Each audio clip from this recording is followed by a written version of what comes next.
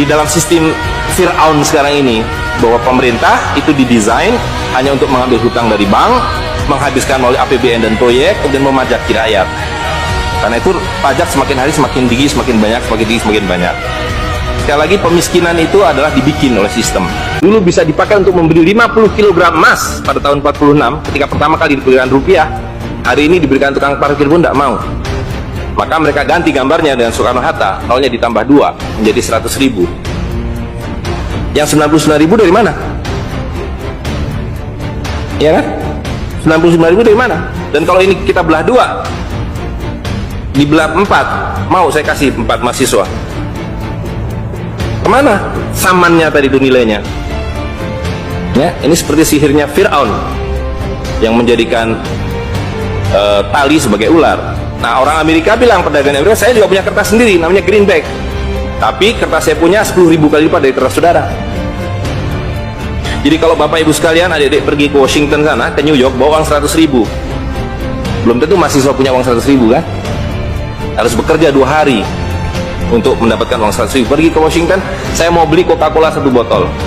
Apa mereka bilang? Apa mereka bilang? Ini kertas funny, this is funny paper, gak laku. Tapi siapapun datang ke Ternate dengan $100, you punya cengkeh, berikan pada saya mau beli, you punya Coca-Cola, tapi saya minta 1 truk. Apa yang kita lakukan? Kita berikan Coca-Cola 1 truk, karena mereka bilang, mereka bisa yakinkan kita, selembar kertas mereka 10.000 kali lipat dari lembar kertas kita. Dan mereka bilang, kita punya kertas tidak laku, mereka punya kertas laku di seluruh dunia. Betul nggak? Dengan cara itulah seluruh cengkeh Ternate habis, pala Ternate habis, seluruh kekayaan Ternate habis, hanya diganti dengan byte komputer. Dengan cara itulah kemiskinan dan pemiskinan dilakukan oleh para bankir. Jadi banking is crime and bankers are the criminal. Kalau kita tadi punya uang 100.000, di sini ada 1 handphone, maka berapa harga handphone ini? Ceteris paribus kata ekonom. Maka harga handphone ini ada 100.000, ya kan? Tapi ketika ini digelembungkan menjadi 2 juta, sementara sumber daya alamnya tetap, berapa harga handphone ini? Menjadi 2 juta. Dan itu mereka bilang inflasi. Jadi inflasi adalah kebohongan. Karena uang kertas adalah penipuan, worthless, no value, dicetak makin banyak, nilainya merosot. Bebeknya mah tetap, cengkehnya tetap, palanya tetap, tapi nilai uangnya yang merosot. Semakin besar uang Anda bukan semakin kaya, semakin uang besar Anda berarti semakin miskin. Jadi ikuti. Maka ketika terjadi krismon, rupiah makin tidak laku, harus dibikin uang 100.000.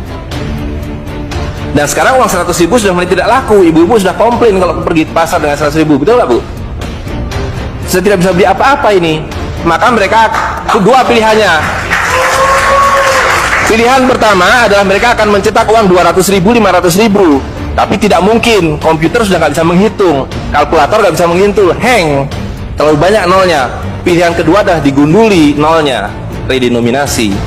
Jadi redenominasi itu bukan untuk mengatasi inflasi, tapi untuk menutupi inflasi. Jadi itu adalah pengelabuan di atas pengelabuan, di atas pengelabuan, di atas pengelabuan. Uang 100.000 ini dulu ketika Pak Harto masih berkuasa menjelang jatuh itu, kalau dibelikan telur dapat 50 kilo. Masih ada yang ingat gak Bu? Kali ibu-ibu ingat pasti. 1 kilo telur harganya Rp2.000. Begitu Pak Harto jatuh, dibilang ini gara-gara krismon, uangnya sama, walaupun ini belum ada waktu itu, karena ini masih 50.000 aja udah besar waktu itu. Uang yang sama dengan telur yang sama, tiba-tiba dibawa ke pasar, saya mau beli telur. Bu, hari ini tidak dapat 50 kilo lagi, hari ini cuma dapat 13 kilo. Karena daya belinya telur sekarang 7.500. Dan hari ini kalau di pasar Ternate berapa Bu harga telur sekilo? Hari ini di Jakarta 20.000. Dan telurnya sama, 1 kilo itu isinya 16 butir, 17 butir, 18 butir, uangnya sama. Tapi hari ini kalau dibelikan telur hanya dapat 5 kilo. Kemana yang 45 kilo? Itu yang mereka rampok. Itu yang mereka rampok dengan melalui apa yang mereka sebut inflasi. Tapi sebenarnya dengan cara penggelembungan uang. Uang kertas itu dimunculkan bersama dengan konsep negara nasional plus hutang negara. You boleh merdeka tapi you miskin, rakyat penyakitan, rakyatmu bodoh. Tapi jangan khawatir, saya punya uang. Sekolahkan rakyatmu, bikin pembangunan, saya kasih hutang. Iya kan? Nah, jadi tugas pemerintah itu, Republik, adalah satu, mengambil hutang dari bank, menghabiskan utang itu melalui apa yang disebut APBN. Lalu dulu mereka tanya, jadi bagaimana saya membuat APBN? Jangan khawatir, sekolahkan anak-anak pintar kamu ke Berkeley, ke Chicago, ke Harvard. Mereka dididik untuk membuat pembangunan. Lalu dikasih paket hutang dan diajari, kalau nggak bisa kirim konsultan seperti John Perkins dan sejenisnya. Lalu ada satu pertanyaan, bagaimana kami membayar hutang kami kalau begitu? Mereka bilang, you punya 200 juta rakyat, pajaki rakyat kalian. Pajaki rakyat kalian. Kalian punya pala, punya cengkeh, habisi hutang kalian. Karena you membayar hutang. Kalau kita hutang 5 miliar dolar setiap tahun, apa mereka kasih berkoper-koper dolar? Apa yang mereka kasih ke kita? Mereka hanya mengetik di komputer 5 miliar dolar, ting, masuk ke Bank Indonesia. Nanti Bank Indonesia tinggal kirim ting ke Bappenas, Bappenas ting ke departemen-departemen itu.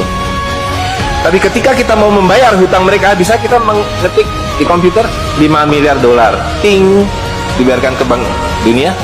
Gak bisa, you mesti punya devisa. Dari mana kalian punya devisa?